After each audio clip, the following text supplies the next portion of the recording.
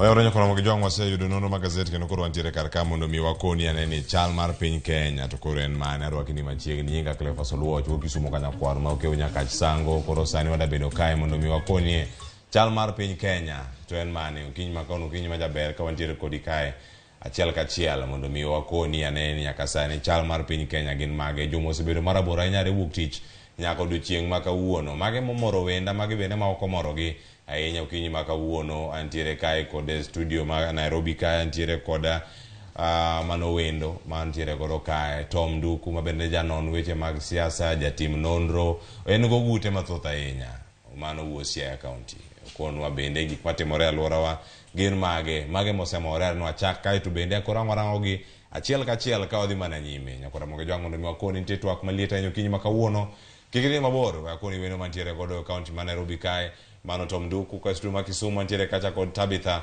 Ogutu ka wayude wadhi tude kod bende achiel kachiel kosechopo kacha studio ma Kisumu ikona ni loso mana chenro mag tudruok entiere ye kacha nyaka sani machine nya Tom Nduku kinyi makaoni chio nani achio maber koro osechopo kar kae juma ero koro dhi karumo koro darange wuok tich nyaka kawuono momori ma ok omori gigo duto ma isebedo kata ka ineno ka intiere kineno wang' jowi maro mara Ramogi chiwi kachiel koda ka wang' jowi mamoko mage moseneni ahinya ka warango ukinyi makono chal mar piny Kenya ing'e ni mosotimore ma koro apano mako piny en mana tho manyotimore Kilifi County en eminyalo wach ni koro surprise piny to mang'eny tena ni koro taxes bende oketho piny a promise mane Kenya Kwanza keto gigolo oko koro nenre ni piny ni nyaka pod wa embrace dialogue as a basis to dialogue no bende kan conditions tibro nwang' ka gik mang'eny ok bidhi maber koro en wach mar the people manowacho ne gi win elections mondo gi open up mondo gi ket winjruok go Azimio mondo ginen Kenya nyalo dhi nyime keche conditions momigi to gin gik ma viable gin gik monego gitim nikech idwa ni Kenya oriere ok wanya bedo joma bang' higni 5 to adwa bede ng'anyo wan ya wadwa ni walos gini once and once for all omiyo maen kama paro nikech ang'eni sani jakomos bro donjo gokinyi and kino bed gi rally tibro nwang'o ni sa asaya ma jakomo dhi to wacho ga pressure ma oneno ma omijo piny moko winjre to piny onego mi ng'ato thuolo yani jo piny ok nyal goni kura ai kindi chaki mi gitabu machielo onego be ni in midonjo no koro onego mi gi ngima mana gima ne neno ka Kibaki otimo Kibaki ko yier kaka kawuono to wacho mokwongo free education tayo chako deal gi economy and no intie kama no tere Kenya ma kama Kenya no slipie kai ma jioni go dog piny buwe ne wakier kanye haya iwacho kanyo ne wakier kanye to kodhi no chako gowa karango kaka oganda mane gima jioni orang haya mane penjo mantiere godo ukinyi makono nyakoro Ramogi jwang' ka warango kendo wago tarubin ni nyaka sani piny Kenya osegoyo kenge machalo nade mago e sectors mopogore opogore nyaka mago bende mag duogo mag Raila Odinga pacho kae ang' warange ne nyaka sani ochopo kar kanye to bende notice mane gichiwo mar ng'anyo ne obila entiere gi pek mane antiere kae koda wendo bende kegi kuna studio ma Kisumu kapo nono wasebedo kacha koda Tabitha Ogutu mano ang' machako kode bende kacha e county ma Kisumu mondo mi ang' wayude kacha bende achiel kachiel mano ka wantiere kode e county ma Kisumu ikona kanyo ni ero poko ikore ahinya to bende ka poko ikore wadani wawinja ne sigana mantiere kar kanyo sigana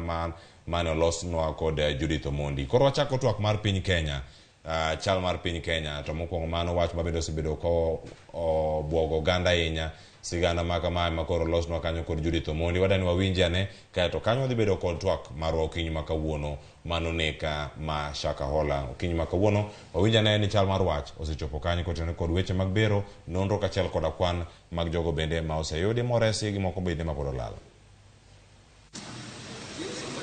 e odiochieng' mar 7 mar kunyo liete bungu ma Shakahola ringre mamoko imed kuny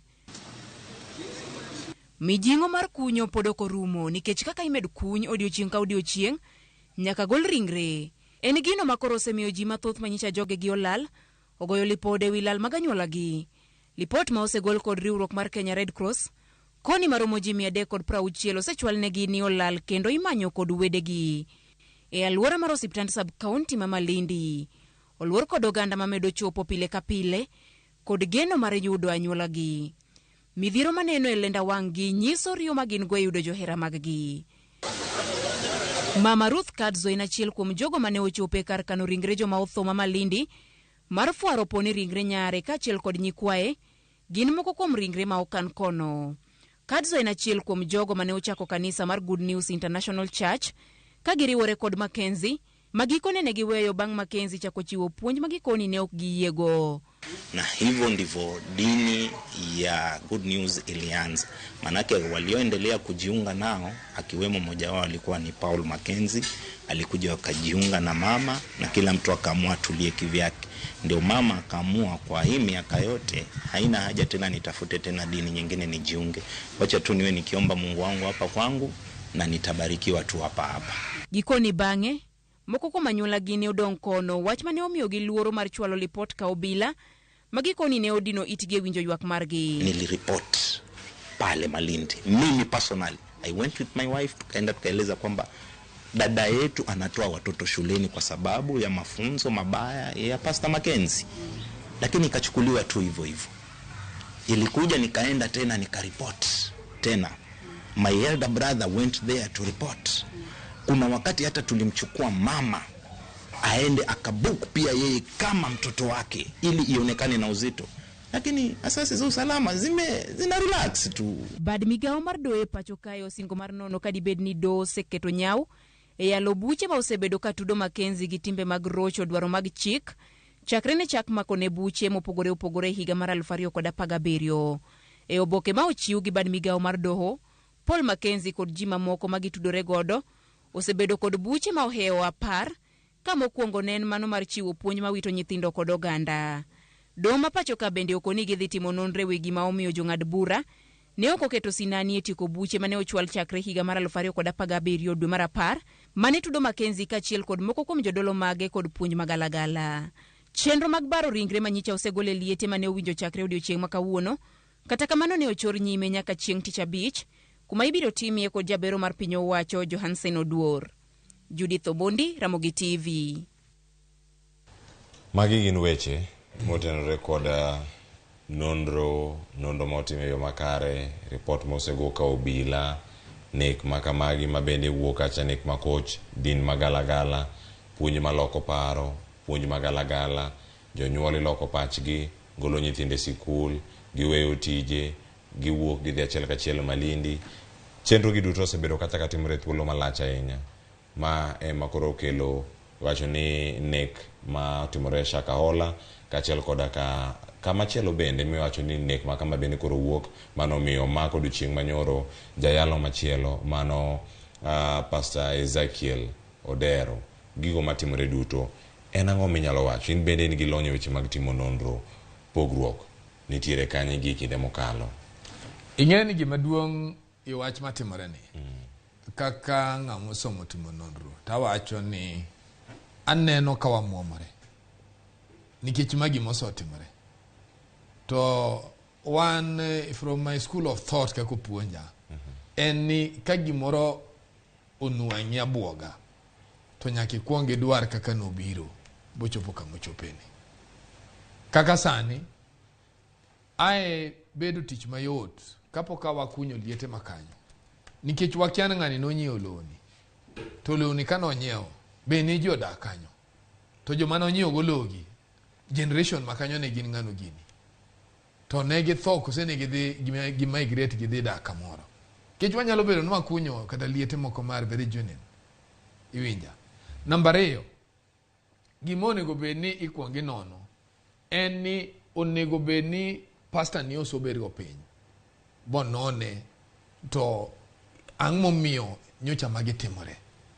Kose bed ni trade moro ma bodies manyon wangi nyodo be no sotim autopsy bon wang ni organs magi are all right, everything is okay, kora komer kunyo mamoko ngeche ni koro wadhi gi gimilongo no myth as a basis momiyo ji otho. Nyalo bedo nitie bigger thing than gima ji parono. Nyalo bedo tan jogi ne ka organs magi to loko You understand? So, gima duong mokwongo en approach incident no go exhibit magi gini ne ge gimwa koro wan waluongo ne exhibit manye gikwongo kwanyo. Nye gidhi to gitimo bero to girango ar organs mag jogi katika o samples adek. Bende giber to bende gintie. Tie no kende is more important than any other thing. Cause onwang koraki wacho na ke kada nyalo bedo ngani pidho mana myth kuom ji. Kore rango the degree of myth. Iwinja. Ngani no yudo lemo kanye. Be oyudo support from outside. Kosema gik mumuochi ga mocha kien. To kapok no biro ka ngani ne lemo kanye. Obchopo nade kama koro chope kama gere nyaka kanisa. Joma lowe gi to luwe nango. Nikech ndie joma nyalo wuoyo. Okunu onego wadich mana go kunyo ji. Ndie joma nyalo wuoyo kapok wadhi nyime. The history of that place is more important. Kiduogo kuom police. Nya neno sani ngen ji boto wach I think no court no some police guidance. Bo wacho no ngano report kuom gi on a daily basis. Ngechen court no nwango ni charges mani charge go bwana ni could not stand in law. But en ngamo ni go be monitored. Did the police do their work? Iwinja. Mano nyisi ni gini bro dwaro public inquiry. Mondo tim nonro matut. Nyane no ka jo senate o wacho ni gibe gidwa timo gini. To gine joma nyichung luwi gine gidwa bedo jotelo. So I don't know ni gin to koro gidwa timo gini nango. Ke gine joma ncha jogi lemo. Gine jok mari lemo ne. Kimulo wi gi ma gine ma ne gibedo promise kaka gibedo jotelo. So gini ade gibe professionals mondo handle. Ke professionals bro deal gi rieko magisomo. Ka kuri winjo ka nyisi wabro jogo bro de papas ne ang manen ka originally. Kapok ngani obiro ka. Be nentie families ka to negi de kanye. Be negi tho. No yiki ka. To ka no yiki kanye. To ngani kapok jogi ochako tho. Be nitie trade mo manche nyalo bedo ni dhi nyime in this process. Kaka se moki wacho no organs mag ji itimo go halagi. Mondo ne chop kama ngani negi ji. Kosena na ngama myth moro donji wiye momer gwech malemo in a different manner. Kora kodhi onwang ni how do we purpose that investigation? Okay na kunyo ji kako neno maboko wa kunyo ji. And mane momiyo wadwaro joma nie sirkal man go confidence. Jomo somo joma can stand the storm. Nyane no kutaka IG tetni kai. Ta IG tetni to en nyochoke na IG. En akanyo donjo. En gini obwoge. He has to be given time. Mondo ngento gigi no chakre karango. Who was the OCS there? Who was the OCP there? Ngamaneja special branch, ngamaneja national intelligence manenkanyo. Security committee manenkanyo ne discuss ka. Politicians ma wacho negi tero ga jogi. Bende this OCPD ne somo OBs. Get OBs are corrected. Kendo ngeni gimindi ki OB cannot be changed at the station. Eno be na changed at the headquarters. So, magi gik ma koro gini chopo kama koro nyakodi mani public inquiry. Buyer professionals manyalo deal gini in a good way. Nikech jomodongi so fail. To ke kwa kao gini makoro wadwa condemn the whole church. Kamano wacho kanyo ni mano bende gino mane jalup jatend piny Kenya mano mama Dorcas Pastor Dorcas Rigadi mabende ne olairo odiochieng' manyoro kane loso kanyo gi jofwambo bende kane owacho gik mopogore opogore.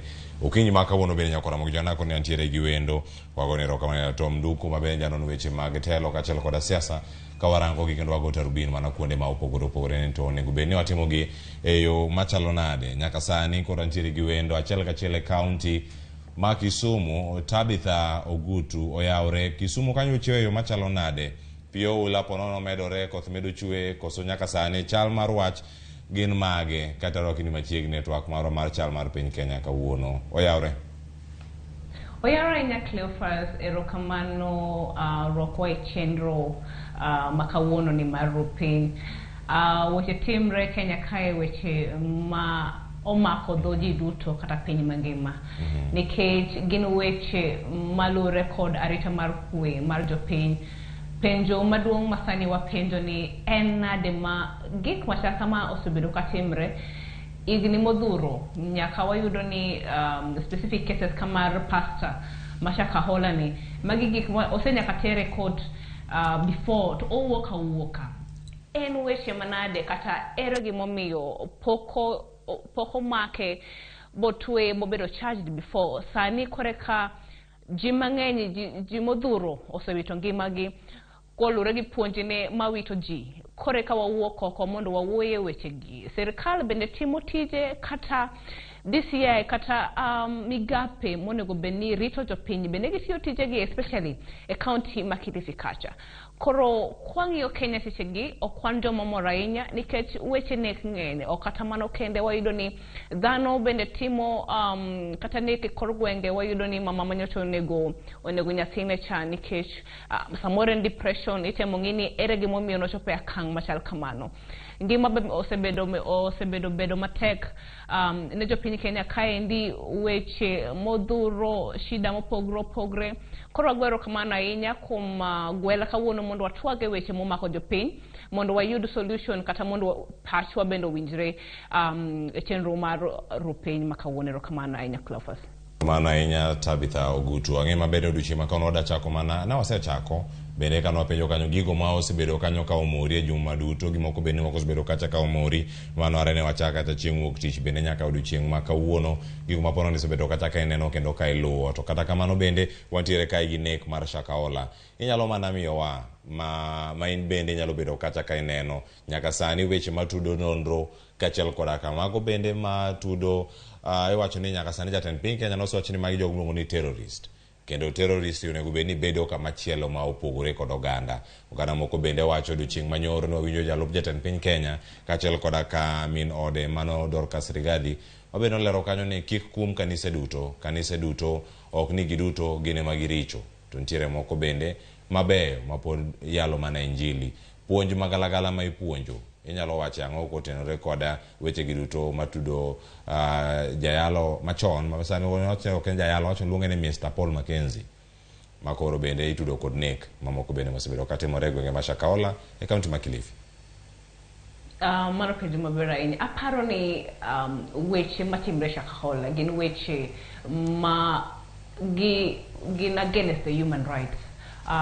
Tiyudo ni kwang'iyo matut gimomiyo ja Kenya ma kawaida inyalo mi puonj machalo kamae bagi amini ni bomiyo gine Yesu en mana bet cage kata tuweyo giriyo cage nyaka githo kata gimi mwandu kata gius mwandu mondo gimi iwacho ni the former kata machon en Pastor Mackenzie sani luongo ni Mr. Mackenzie en gik maparo ni en midhiero momako ji. Achiel kuom gi kang'iyo aparo ni nyalo bedo ni cage mar ariyo nyalo bedo koso hope kata geno kuom ji. Mar adek aparo ni en nikech ni sirkal okoso timo tije mar miyo kanise kata certifying kanise monego beni tiyo Kenya kaendi. Ng'ata sani nyalo chiewa gokinyi kata kawuono an kaero tawacho ni nyalo bedo pastor samoro jogi ok dwa pidho chunje ng'eny gi dwa mana loso pesa kata dwa timo ohala mopogore gi dhano to nyoro ne okawinjo maber ahinya kana neno ka Senate twake wachni to naneno ka Senator moro Senator Roba en kata ochiwo pache kamano to okawo gini o debate ne ngima kata okawo yo ma very wepesi wach mar nek matimre Shakahola kowacho ni mae en mana samoro ken cultic kata ken gima onego beni kaka jo Kenya wamiye jingo mang'eny kata wawuoye e yo ma onego wawuoye sani ijo wang kabisa nikech onge kaka nyithindo kendo nyithindo ng'eny gi emotho e gini mano rocho ratiro mar dhano kwang'iyo wachni yo matut. Koro an kaka ja piny anyalo wacho ni mae gima sirikal onego make sure ni kik timre kende piny ma Kenya kae kendo ng'ata koa chief koa nyumba kumi elder koa DCI makono koa county commissioner nyaka governor aparo ni there should be answerable. Onge gima nyalo timre county ni Cleophas dwa nyisa ni osetimre higni giduto to oking'eyo nyaka jirane modak but ng'ani. This is a conspiracy. Jogi nong'e gima ne timre. Koro onego gitim investigation ma very thorough to ji duto mobedo concern gi case ni nikech nitiere jok nyaka sirikal nyaka bedni makor gwenge nyaka bedni onge gini onge kaka siaya kuma ae kacha nyalo bedni nitie nek nyaka forest moro miike ji moloyo dhano ture to the county security kia karmano wan kaka taxpayers pesa wa dhiga kure to wachulo gi to gititijgi koro pare sirikal onego ongi matut jok ma obedo makata gini mulogi aso mondo omigi adhabu ma romre kod gini nikech ma ogi maber moving forward gimodwa neno Cleophas and laws and policies mangiyo mainstreaming mar kanisni ok ni kanisni ringa ngata chiew dwa bedo kanisa wakiani nyasaye mane nikech ni seche to ngeny milamo to gitayo chunje e yore mok beyo kendo gimiwa puonj maloso dhano kata magero dhano koro mae gima an kaka Tabitha Ogutu awacho ni ok en gima ber en gima piny kuro to kendo en gima ok onego timre Kenya kae kwadhi mbele onego kanisni bed kanisni magero chunje ok maneg chunje ok maketh ratiche mag mine gi nyithindo nikech gin king'iyo Shakahola gine ma ratiche gi oruch kabisa nikech puonj mokorieyo to sirikal olingalinga ko ng'iyo gima the second lady no wacho nyoro na winje lakini ndado wacho ni sani ok en sa mar wacho ni okwa wacho ni kanisa duto rach okinga mabeno wacho ni kanisa duto rach kila dendo dede kata ni Jumapili bodhi kanisa nitie kanisa ni mabeyo lakini gimwasemo wacho ni ya kata kaponi ngato no maki to nitiere kaka en osiep kata en osiep ne kaka wangeni Pastor Ezekiel kode gile moko brachelo waseneno gi kagilemre kagikacha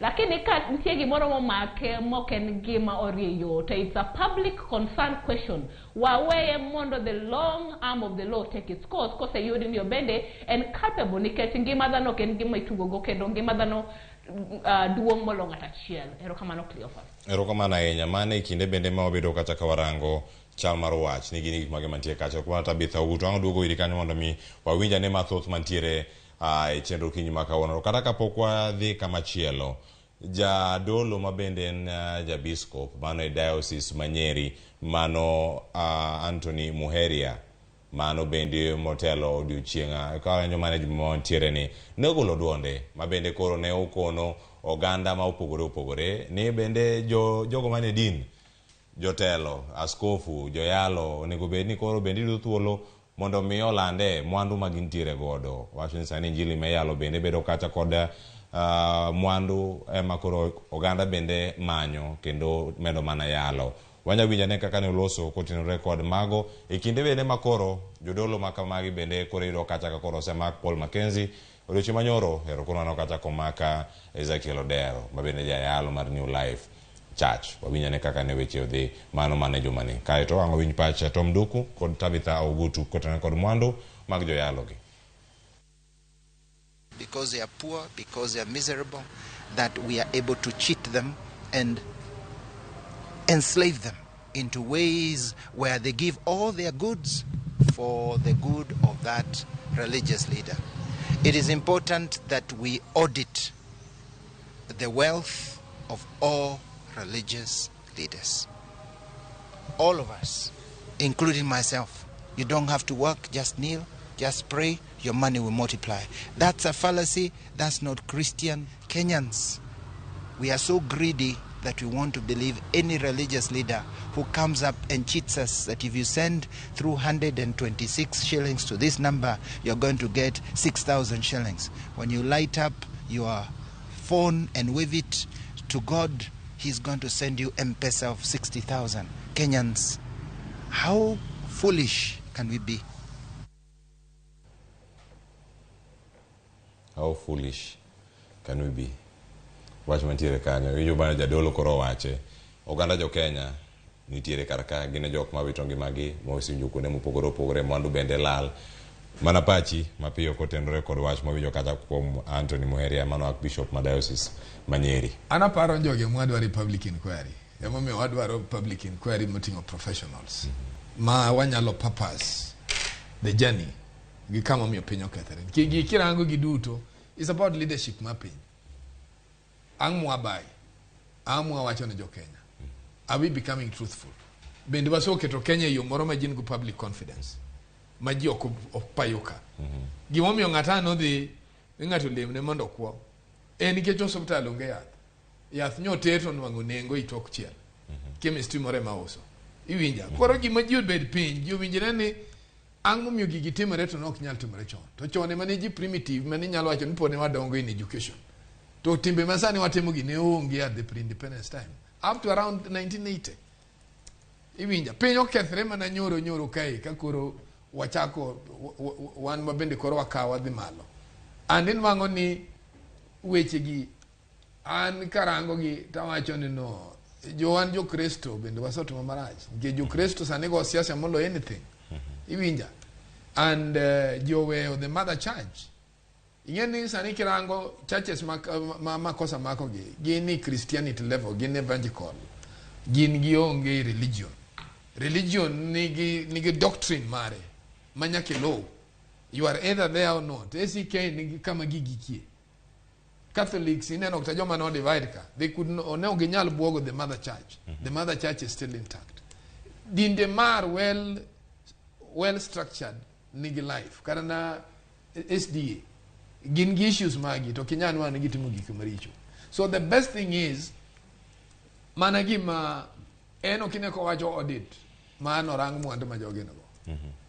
I think Mano is very slim with what we want. One, what do we kungunge? Giwami awacho ni wadwaro public inquiry, Cleophas enia. What do we getting Mano register church ni? No register under what? Tonga Mano kale. Because when they register church, there must be an intelligence report. To public inquiry in Beneko Kata Kidateme, Jomage Manigo Bene. Emomi do are professional. So could ware Josiasia. As soon as Josiasia give me Mulogawigi. Very professional, Sigidi Makonaka Jokmoko Mopogoropo. Again, Jolonye, which Magtimo Londro, Jogo Mantiere, Odwaro professionals ma a multi-agency approach. Odwaro jo team Nondro.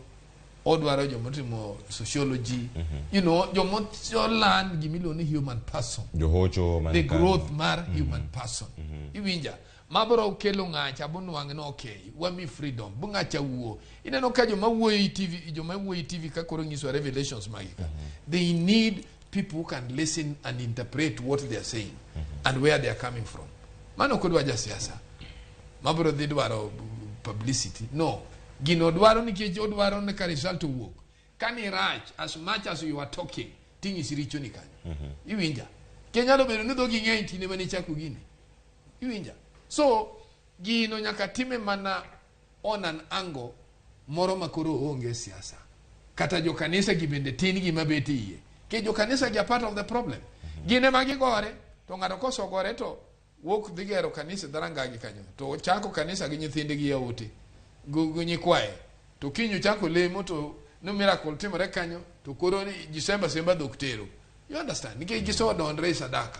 Iwinja. So gigi emotim no public inquiry bugini be analyzed.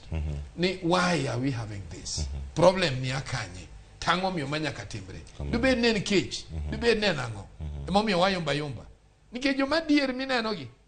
Dier moro nene bonke obiri Kenya kai. Manore na bonke mabere kause obiri Kenya kai. And mane kama na chako doubt gigi. Nikeche mine no biro ma jok moko noda kanyo 1 week kapoko donjo.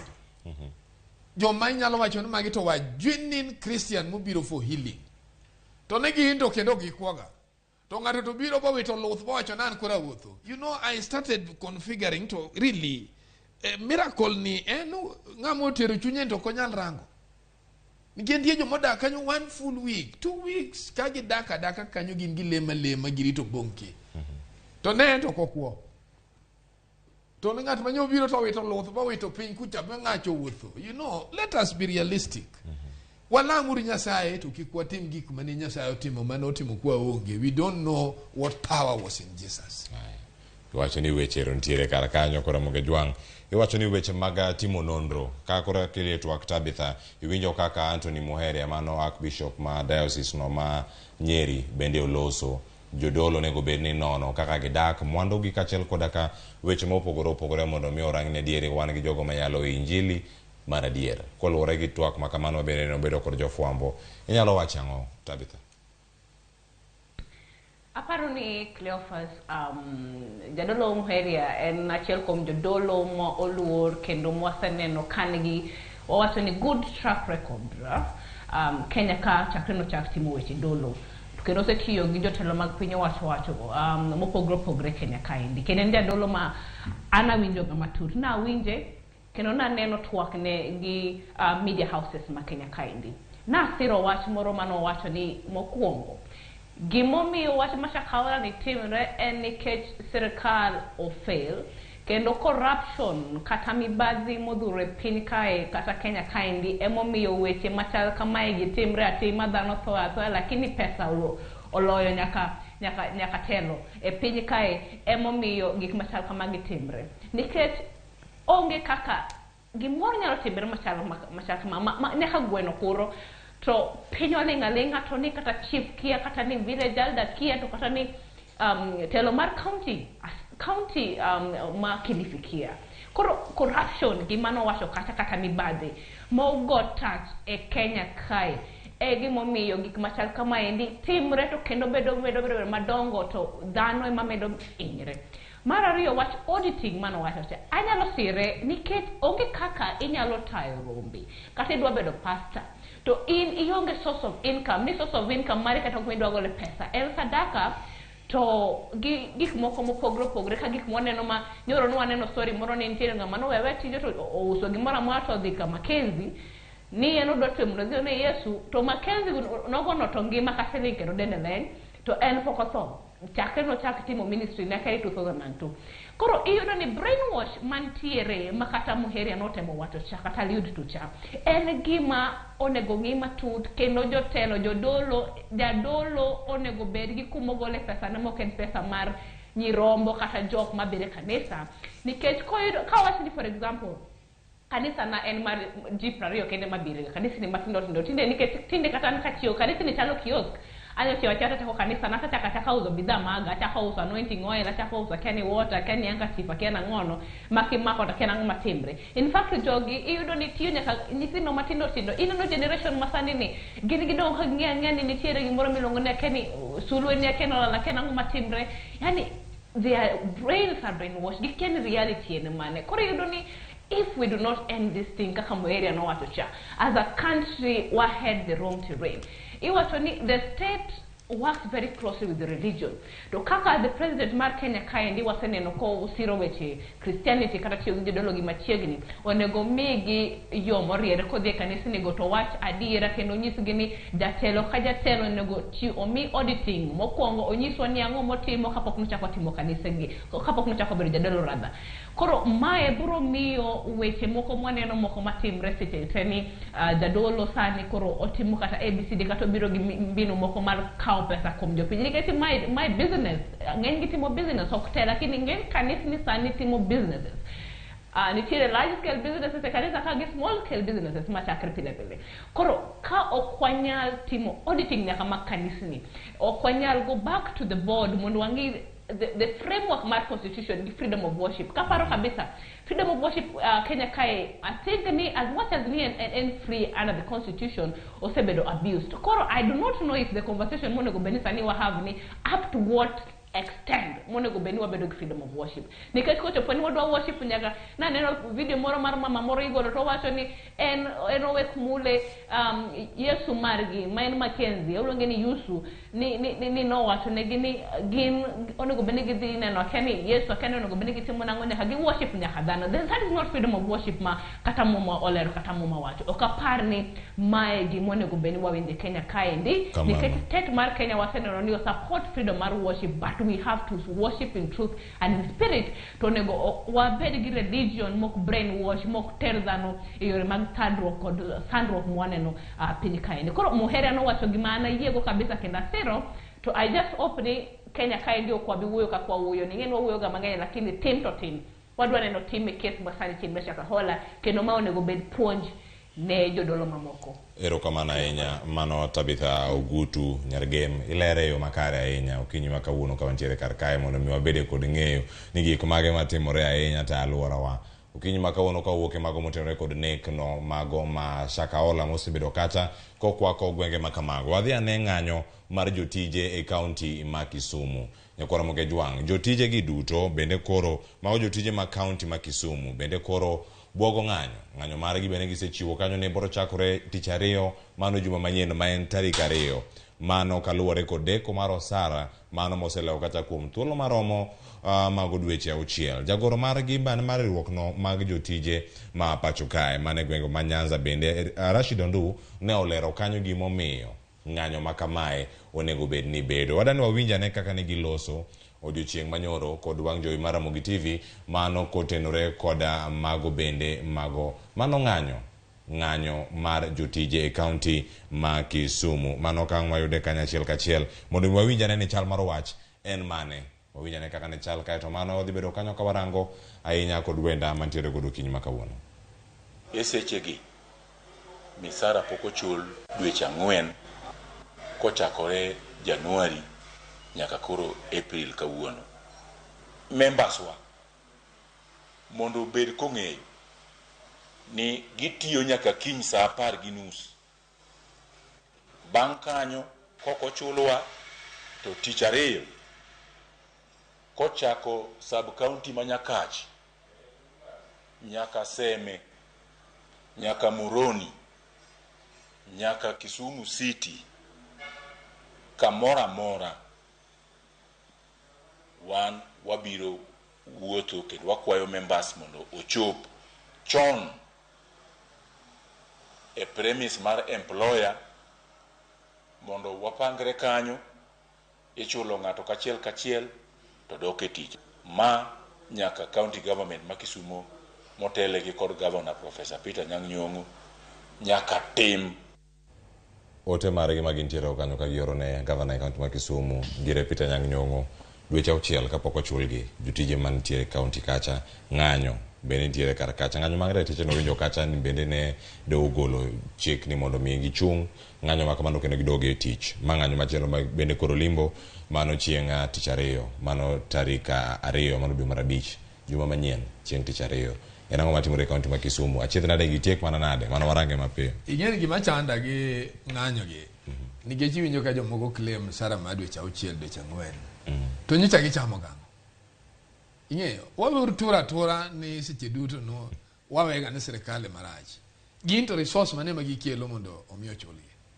Ing'eno wasobedo jok moko ma ng'at moyudo opportunity to dwano koni okwelo to koni kendo demand iwinja ma adiera mantie nikech Kisumu nitie ohala mang'eny kabisa to range balance sheet margi in mang ni pesa di magiyude na man mondi compare gi joma demand msara gi mondi ituma ne comparison tin wang be jogi kelo worth what they should be paid. To koro Tom iwacho ni gima gikelo kanye ma ondik ni onego bed ni kelo gimore koka chuli to nyaka sani dongi ni kanyo gima ondik gi tich gi county an kora timo gino ni interrogation to giwacho na ni ngeni luwan ka jatim nondo wan nyen wa focus kapo kwa winjo wachni nyakwa be wan to in weighing scale mane mini way kata kondiki kata ni gimoro monego bed ni kelo koso tich mitimo ineno ka tich mitiyo no nikech okine ka sani ibon wango ni mtoka iluoko to gine magidhi omo pesa godhiambo.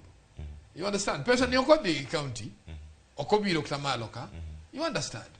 Ja Kenya madwa ni mondo dhi onyiew chumbi, ja Kenya ma bende kuti county no en modhi nyiew chumbi, en modhi nyiew mogo, ng'ama odhi uso dhiang' mohes, iwinja. En ma pesa ni biro Nairobi kapo chako dogi county. Omi wabedo joma well structured. Kawa demand adier jogi to nego chul. To inibe penjori from the word go. 4 months you have not been paid each amount. Ang'o miyo ng'anyo no biro after 4 months. Wabedo jok moko ma kwadwa konyo pinywa and especially na Wuoyo County ma Nyanza. Nikech chopo kama koro wabro survive on our own in the near future. Jotelo jomomi opportunity mondo ti. Obed ni gibende gitiyo no county guchunya achiel maonge corruption. Ok ni gibende gin koni gin deso moko girwa kifuko to koni be gidwa no chulgi. Wabedo joma kare. Though anyang to kanyal dok ng'eny. Nikech anyang na neno ka chiemo ne jo medical dwad ng'anyo. Tanyang ne geri studio marach.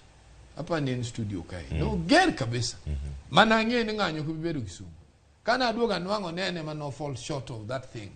I realize no governor ma Kisumu ni go bed piny mondo ranka ka welfare ma wakasbedo mando kwa nya dokne ae bende jotelo go bed go piny nikech gimiwinjo ma wacho ni nitie areas ma pesa wokie daily to jotelo go ema produce receipt ang'wen beach michamo go pesa. That's why you kirango jogi Cleopas, let me tell you, kirango jogi kagidak, they don't even meet musara magichamo.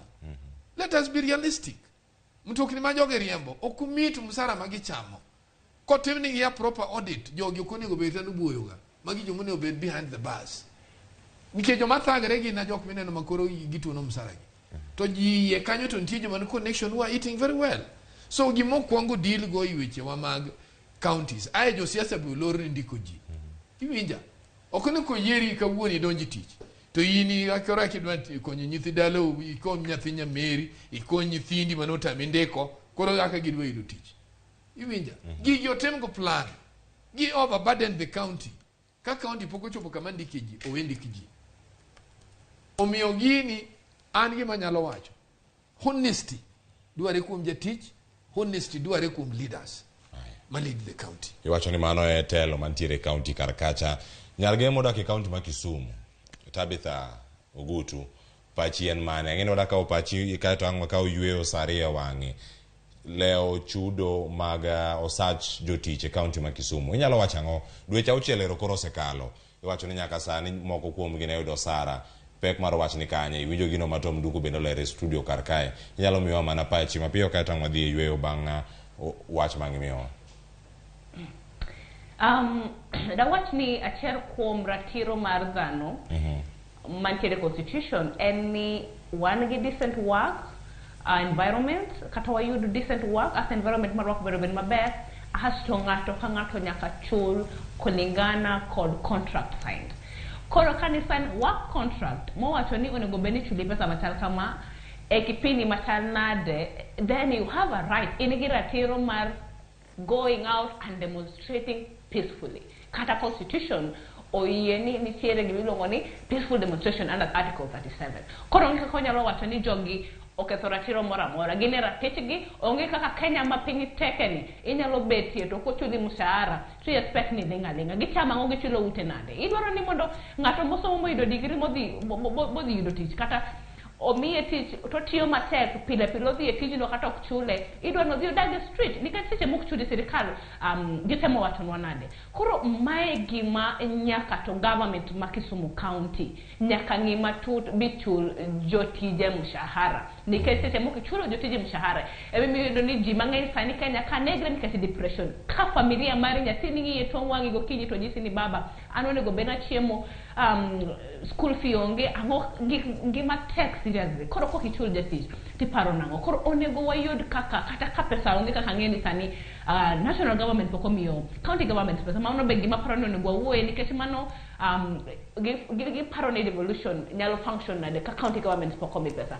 kata ko kamano to onego wangi masilai mag jotich mag county sama chalo kama indi mondo wasave ngima keno wamigi tich bed mayot. Koro anasiro kabisa maandamano ni to kaber kaponi government ma Kisumu nyalo yudo a common ground maginyalo wuoye gi jotijgi but at the end of the day ratiro mar dhano kitiyo to nyaka chuli mondo gimanyo bed maber. Apani mano gimasiro nyaka wangi kaka wasuluhisha migogoro mantiere e county ma Kisumu ma jotich. Erokamano ahinya Tabitha Ogutu awoni gi kanyo bende ang' kelo ae tielo mokwongo mano ka watiyo kanyo tielo mokwongo mag twak ma wantiere godo okinyi ma kawuono ka sano waserango nek ma Shakahola kachal koda ka ng'anyo mag jotije e county ma Kisumu. Waduogo bang' yweyo machuok ni marang' waduogo ka mondo mi warange ane weche mamoko ma pod ntiere kar kae moting'o pok mar mwandu e counties ma bende odiochieng' manyoro jatend piny Kenya nogo e koke mano nyiso nang'o kachel koda ka wacho ni chon ni wecho ni waru mono ni jomoko tinde kilari sani ko koro Jubilee tinde kilari kinde ochopo ango bijane biro mar jatend piny Kenya mane lok tich mar Jubilee tiende nang'o pod en siasa kosoyo kete mana ka bang' yweyo masani wadhi nyime kotwa kikidhi mabor.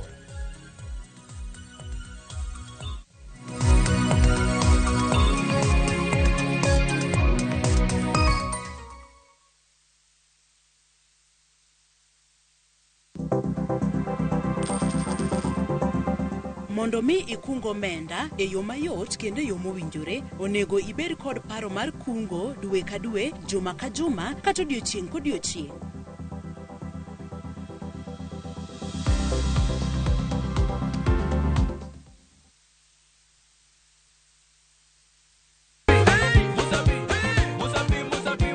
Semana chake na kuromoga juang moto kama pasi yelo ngoni moto ebele. Dano mor kabisa fan page mar Ramogi TV dano ngeny kai kabisa. Kidonjo thum ma serious ikite ngoma oake.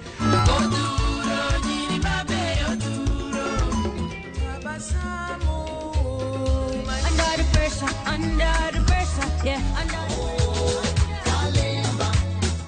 Kete manaka kod Papa Vic. Ngoma wake wuok tich nyaka tich abich, saparo dhiambo nyaka sapar gariyo.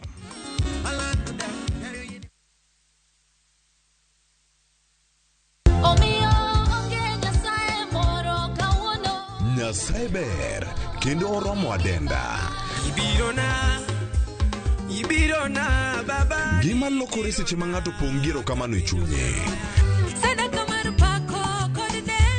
Kinde ni nyaka lokruok obedie ngimawa ema omiyo Roda Nyarko Kitmo, Jilo Jamwaka, gi the Chwalist wuon Ken the DJ kelo ni wach maloko ngima e chenro mar Injili Kalo. Amalo rieny nikech lerni osechopo. Injili Kalo Jumapil ka Jumapil sapar gariyo okinyi mane Ramogi TV.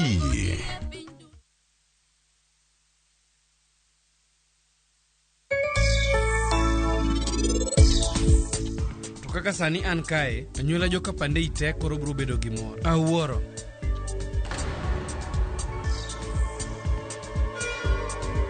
Make your mealtime more magical. Buy any participating pack. Check under the cap to get your code and stand a chance to win free food shopping for a year, plus millions in instant cash, airtime, and shopping vouchers.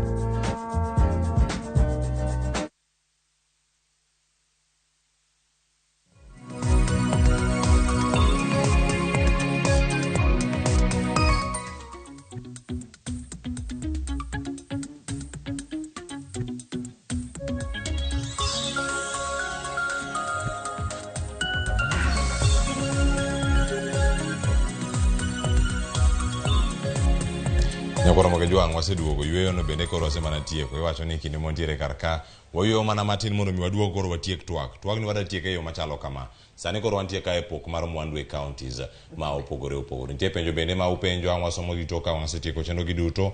To motelo ne manya koro moge juang gi manyako wang'e ni pok mar mwandu e kaontis bende koro goyo okang' machielo. Bende koro koketo jatend piny oketo koke. Mano e chik makoro dhi tayo pok mara omenda e counties, mano miluongo ni Division of Revenue Bill, mano ma higa ni. Mabende koro keto omenda buora, nyalo kacha shillings maromo kacha bilion 385.4. Mano bende, mano medruok maromo kacha bilion 15 bilion 15.4 ka opim kod omenda makoro bende rumo dwe mar auchiel ma higa ni. En pogruok manya wacho ni olach to nyalo bedo med omenda e counties e higa ni.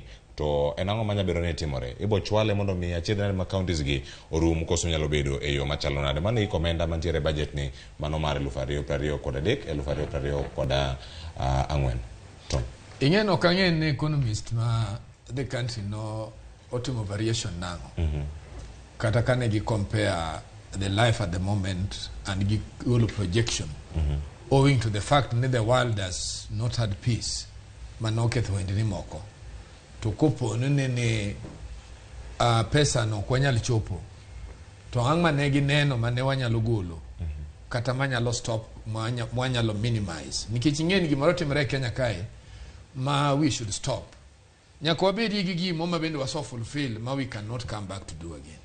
Iwinja, that is how a country develop. To marwa ni okine kaen pesa madonjo sana to bedo spent to kendo kiny kanyo pandara to ndara no kendo ka kotho chwe to kendo iduogi pae. Ing'e wabedi jok moko ma bende nyalo forget something to make us think widely on the next step and course of action.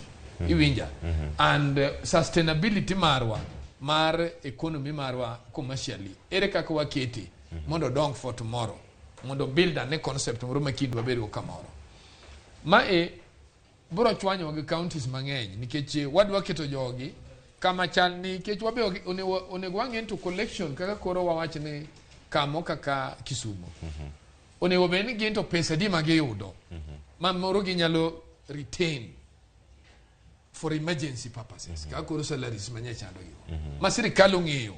It's a budget that they have ma sirikal ong'eyo. They have factored it in ni pesa ma Kisumu yudo en billion makama to ginyalo dong tek billion apar just to help them on an emergency process manyalo wuokie iwinja magi gik ma counties monego bed koro gini nyiso ane kata jo mwayiero in future obed county assembly and the national assembly wabed jo marango how the country can develop economically nikech sani ukine kwa wuoi taxes to wadwa ga tax ngama uso duma koso wadwa ga tax ngama an innovator. You understand?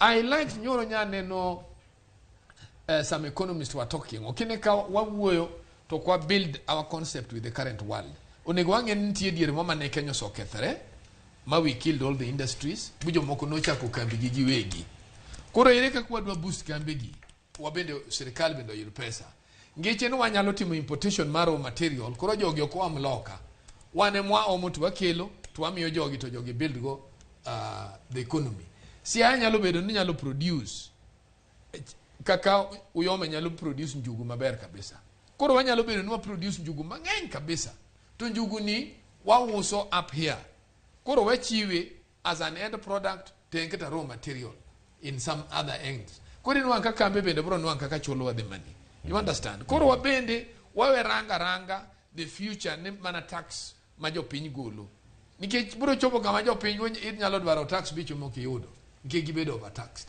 koro gimo nego kwong rango mokwongo ma counties onen to pek mabiro ni pek ni obiro nikech wage bill magikelo kusenango nikech gima duongi gima thago Kenya ka sani en wage bill michul omsara michulo ji nitie jo mondiki matijgi ne nago koko ne jatele romo jatele tume nade to chamo sara these things obeyed scaled well mondo ngeni in michuli no what are you producing in terms of your services then ebro nwan kawa bro nwango tich mayot obene ka yath hotel to yadhno can be followed bon nwango no chiedho Mr X to Mr X no chulo pesa makama ma pesa no duogo bo wachako wamo go yath moro in that concept to wabro move maber ka wuoi wach ma pesa ka kipenja no tana paro ni sirikal bende we promise gi mo ginyal nikech gik mineno gi jogi no wuoyo the counties gi mamoko ne gin Chris because ne gi ng'e ni gidwaro kombe koro giwe muomore wadwaro jo realistic anyalo tero Kenya to the future. Iwacho ni mano e paro mantiere kata kanyo kokelwa kanyo kod Tom Duku majalony bende wechego mag telo kod wechego mag siasa wadhi ne kaunti ma Kisumu winja ne pacha Tabitha Ogutu. Tabitha iwinjo kanyo ntiere paro governors ne dwaro kanyo mondo omenda ma chopo negi counties ochop kacha bilion 407 kata kamano ero koro gima giyudo en bilion 385.8 bende ka range karkacha gimane monego bedni timore eyo ma gin bende giyer ni mondo ochop kare. Governors nyalo bedo ni dwaro omenda mathoth ma sirkal onge godo koso sirkal nyalo bedo ni ok dwa chopo kama governors dwa ni gichopi kaluwore kod gigo ma gin bende gintiere godo paro ma opogore. En ang'o minyalo wacho kotenore kod pok mar mwandu e counties mano kaluwore gi mano mane jatend piny Kenya okalo moketo koro chiko odiochieng' manyoro? Kama na inya Cleophas aparo ni gik moko ka gin gik moko ariyo e pacha. Achiel en ni okrach medo pesa e counties nikech mano what strength and devolution nikech osemo medo pesa sanyiso ni the county governments are able to chiwo services kata chenro mopogore ne jo piny mag counties go e yo moyangre kendo e yo maber kendo e sami dware. Mokwongo hada ni wangi counties gi pa county ok generalization kata ok kwangi gi e kanyakla mar counties wangeni to counties gi ere ka gisebedo ka gitiyo gi pesa moro manya timiyo gi makoro gidwa no medni koro koyudo ni county ntie specific county mano sebedo kotiyo gi pesa gi kendo ntie accountability pesa di mano kwal ni ketintiere audit report mag pesa ni mokwale counties gi pesa di mano tigo e yo machalo nade koro ongi serious auditing asto ongi pesa mo tigo maber gi pesa mano lal asto koro wachak koro gomba kamani is it necessary really for the counties to be added more money. Kaponi pesa mai bomedo mana kuo kata corruption account. Ingeni adara ni wawo ka jok moda Kenya ka. Niketu wate wanjo Kenya. To wangeni gimomi kata sani devolution kata services moko obedo impaired as much as the national government ko chiwo pesa. Ni kata kani chiwega to bende ni county ni aye bende osebedo katiyo gi pesa maber kose jomoko osebedo mana ka mfuko ge mabedo madongo kendo iye ge mabedo madongo nikech gichamo pesa jopiny. Koro nyaka wasil loopholes mosemiyo counties bedo gi loss of money kokale weche mag mibadhi manitiere e chenro kata migepe mopogre counties.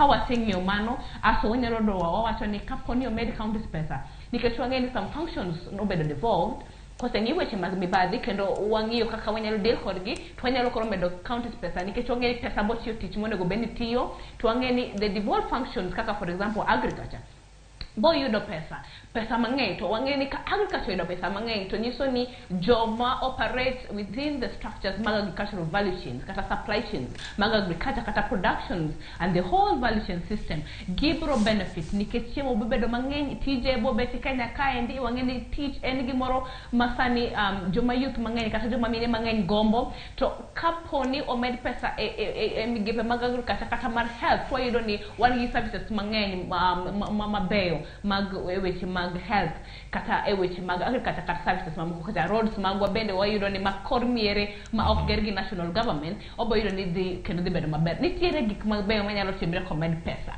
penjen mana chiel bende en gima wise at the moment ni omed pesa ne counties kaponi pesa ni imiyogiga from the national government ok gitigo mabeyo ka waseduoko penjo no to waparo ni wasiro ni omed counties pesa mogike wachni daer wachni seche ma national government delay payment kata delivering pesa monego bedni kata magichiwo ge counties cha ok gi support kata ok gi strengthen devolution iyudo ni health sani oge yedhe hospitande emomiyo sani nitie joma ng'eny afadhali gocho kar tho nikech government ok nyal miya pesa yadhi wadhi Shakahola kucha tho e kuro aso kang'eni adhi neno Yesu kar tho kang'eni yathe makose hospital ma Kenya kae. Koro nyaka wang'ini seche ma national government ok mi counties pesa kata pesa matin magiyudo gano to wan kaka jo county kata wan kaka jo matie e bo county government kata jo piny mantie counties gi wan emo ahinyre. Koro government ok onego bedni tugo gi weche mag pesa ni michiwo ne county government nikech gimiyo operations gi bedo paralyzed kendo wan kaka jo piny wanyre. Koro nego ging'e wachno matut mane pacha. Erokamana ahinya Tabitha Ogutu. Ntiere weche mathoth ahinya mantiere kar kato koro bende ka wachopo kawacho ni akire kike mar twak marwa mantiere godo kinyi ma kawuono nyalo bedo ni entiere kar kanyo. Wadonjo weche go mag siasa bende mwada tieko godo chenro kinyi ma kawuono. Ng'ema bende jatenda Azimio la Umoja Raila Odinga dhi molo e pacho ka okinyi ma kawuono odiochieng' ma kawuono kanyo kar saboro kango chopo kacha lap no mago mag ndeke ma pacho kae. Kata kamano ang'o wuok achiel kachiel kodhi nyaka e gwenge ma Kibra kama dhi bedo kacha kod twak kod jopiny mano ka kwere rwake pacho kae. Awanene gazet kata gipenyo kata ni Baba Wiley Wawei gik mage mosebedo kacha katimre ang'o duok gi odiochieng' ma kawuono. Kata kamano wadhi ane siasa no mar Jubilee. Wada winjo mana sigana mano los kanyo kod jafwambo owadwa George Bati. Wada winjo ane sani mondo wawinjo ane sani kaka chal mar wacha nitiere kato bang'a winy pat jolony jatend piny Kenya pod nie siasa kosoyo to jolony ang' kona ne okinyi ma kawuono ginto ginene yo machalo nade. Wawinjo ane kaka chal mar wach nitie. E kinde ma duond buche mamoko manyo kaka ginyalo medo bedo motegno kokalo e ndiko jokanyo manyien motelo ne yiero mabiro. E duond bura mar Jubilee okak mar pogruok medo mana bedo malach. Ma bang' kweth motelne kod jaod bura mar pinje Afrika ma ugwe Kanini Kega kod jagoro maduong' mar Jubilee Jeremiah Kioni yawo amen mar laro tend duond burano. Tarik 15 dwe mar 2 higani, Kanini Kega ne oyango ni ene jagoro maduong' mar Jubilee manyien kaluwore kod romo mar kuku mar jokanyo mag duond burano ma bende ne gilieko ni ne oketo jaod bura ma Eldas Adan Keynan kaka jakom kendo kao kar Debin Muradhi. So from today we will be operating from here. We will make sure that the process, the disciplinary process will take place and make sure that we give those who are suspended fair treatment. Mana bang' thuolo machuok, Jeremiah Kioni ne owuok apiaya kendo oyango ni ene mapod en jagoro maduong' mar duond bura mar Jubilee kane owacho ni tim mar Kanini Kega kod Lange ne en mar temo loko telo mar duond bura mar Jubilee. There has been an attempt to hijack the Jubilee Party. These attempts started way back in June of last year. Kata bang' Jeremiah Kioni dok nyaka log tich mar duond burano, ywaruok ma piny ne pod gidore kind kweth ariyogo Kalanga Kanini Kega kwedo kweth mar Kioni kuom siro ng'anyo mar Azimio, to kweth mar Kioni seyo Kanini Kega kod Lange kuom dhogo Jubilee kendo yango ni gitiyo kod piny owacho mar William Ruto. Ywaruok ne ochako muoch kawuono e kinde mane johera mag kweth Kega kod Kioni ne orakore log tich mar Jubilee Kileleshwa Nairobi, gino manochuno mondo mane en jatend piny Kenya Uhuru Kenyatta dhi mar kelo thek bang' obila chako tiyo kod iro machwero pi wang'. Kanenore kama osiro kweth mar Jeremiah Kioni, Uhuru nyiso ng'ata ma ok mor kod telo mar Jubilee ni onyalo wuok. We have our mechanisms as a political party with which to solve our problems, and we shall solve them. And we shall have our meetings, and we shall call our meetings as and when, and the membership of the party will decide the future of the party. Yes. And we don't need to be governed or to be ruled or to be pushed by police or to be... We will make our decisions.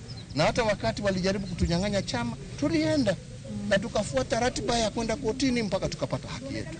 Jatend pinyno machon bende onyiso obila mondo bed motang' kik ti kod gimarach kod piny owacho e chulo kuoro mag weche siasa, koluwo ni chike winjo rit jopiny to ket jopiny kaka wasumbini. Na mimi nawauliza maofisa wetu wa polisi, jameni, fuateni haki.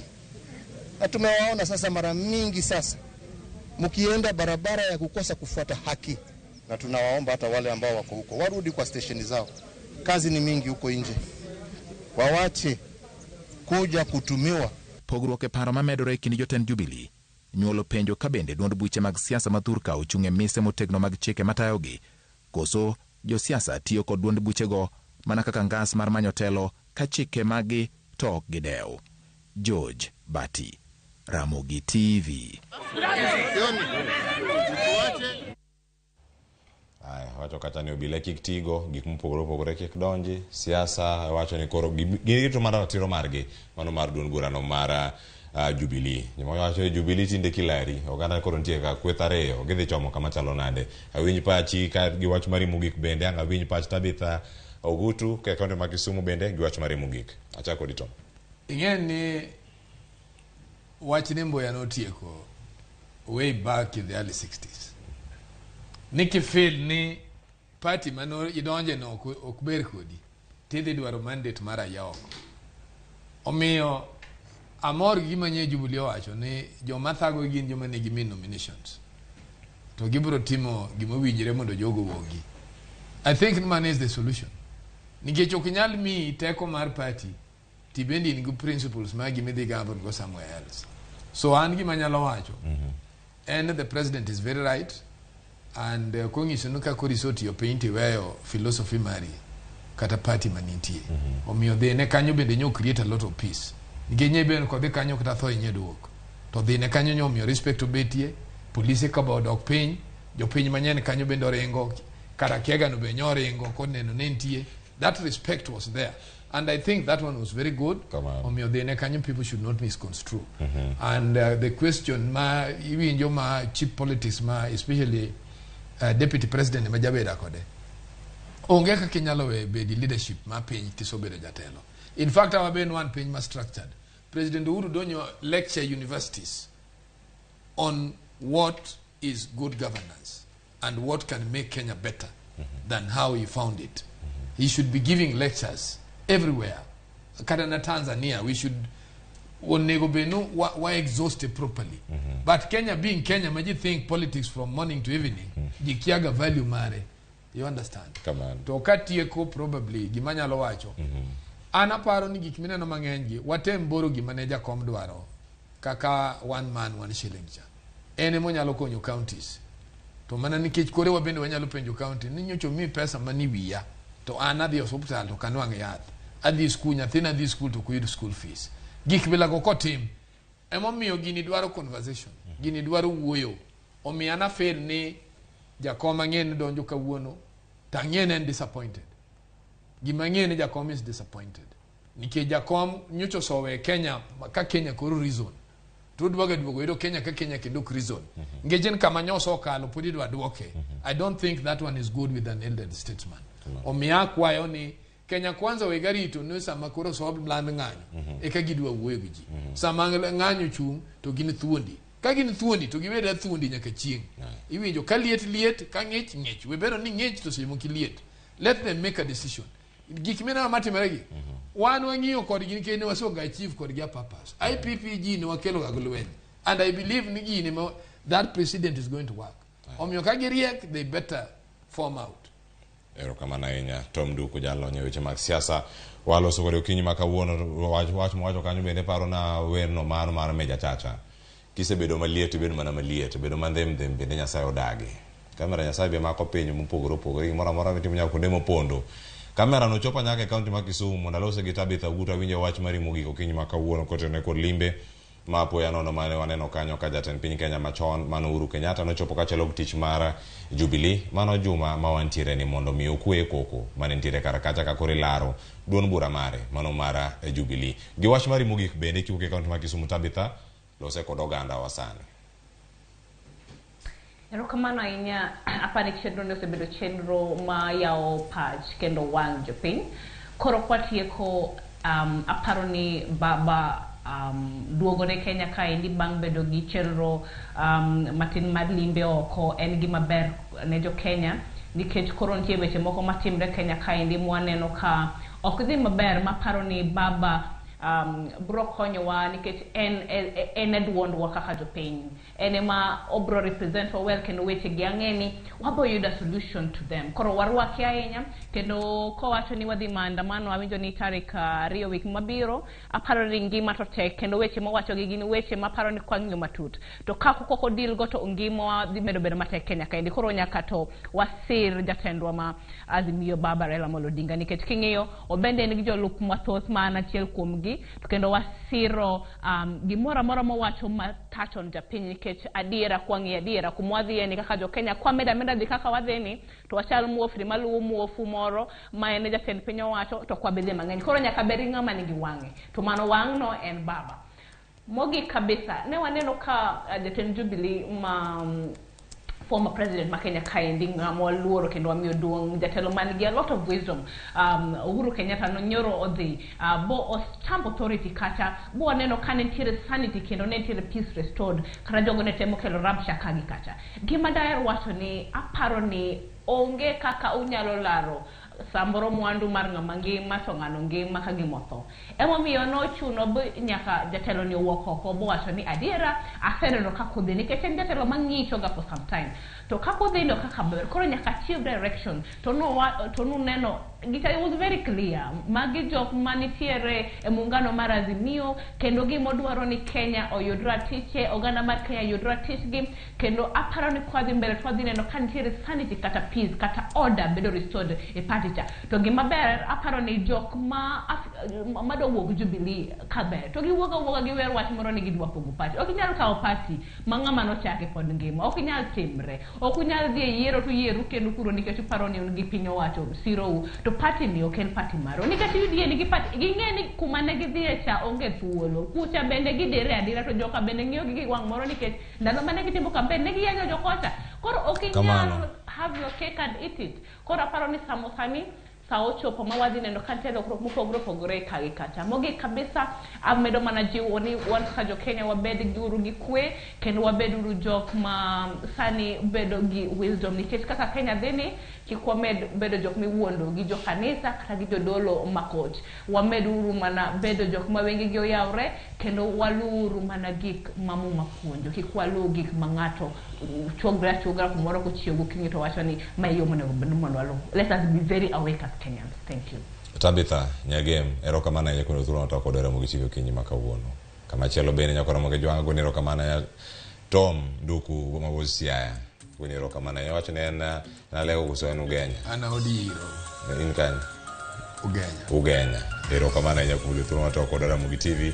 Bedo kinyi makawuono. Chieng' machielo biro to kodu bende mondo mi wapuonjre ane wang'e gigo mathoth motimore e kor gwenge ma opogore. Nyako Ramogi jwanga Gekanyo wadani mondo mi watieki chenro ma kawuono kinyi makawuono kawarango chal mar piny Kenya mane gino mano bedo kata kawarango kinyi makawuono ote nitiere ote gi ok gino moko ma jolony di bedo kanyo kasomo to mana ka wanyalo mana kale mondo mi wagon wero kamano ahinya kuom yudo thuolo matwa kod kinyi makawuono. Loch Pola Udi no lero kanyo ni kai somo Revelation mano Daniel kod Matthew 20 kod ang'wen kare adek kadhi mbele. Owacho ni muma wacho maler ni ndalo biro ma jonabi ma miriambo biro kendo biro timo honni mamoko bende ok nyis ni gin jogi makare. Nyasaye kendo ok nyis ni ndalo giko ochopo, koro nyaka watang' gi jok makamagi. Oluo chenro erokamano ahinya mago jogo man luo chenro. Dera Isaac SMS omedare adek auchiel nono owacho kanyo no yawre Ramogi TV gima timore e piny kae ji oluoro timo Bible study kaka family members. Churches moko bende ok bed gi muma e church, emomiyo ji lamo dinde, to moko bende luo hono mabiro piyo mag pastors ma miriambo ma Odera Isaac erokamano. Janeno machielo mogik katieko wacho kanyo ni Cleophas oyawre winjo maler, winjo jolony Tom kachiel kodaka Tabitha wacho true kabisa. Cleo nonrogo bende dhi e yo makare. Erokamano ahinya. Yera mondo mi alore gi kacha ne wantiere kod Tabitha Ogutu kane studio ma Kisumu. Erokamano ahinya. Erokamano bende Tom Duku en moro mar bedo kodu pile ka pile. Wacho ni chieng' tich abich ka wabiro bedo ka warango gik motimore juma duto, wabiro bedo gi thuolo kendo odiochieng' machielo. Nyakora Moke Jwang we walore gi kanyo. An nyinga Cleophas Jotije Kisumu kanyakwar ma ukeu nyaka sango. Alore gi kanyo. Sharon Ong'ao nyaka Njira biro kae gi miel mar mit maratari. Chenro mar ng'e jothumbewa biro mana sani. Koro we atieka gi ka duogo ang' kelni chenro mamitno. Ang' aduogo kendo e mbako romo e Chal mar Fwambo. Oriti masani.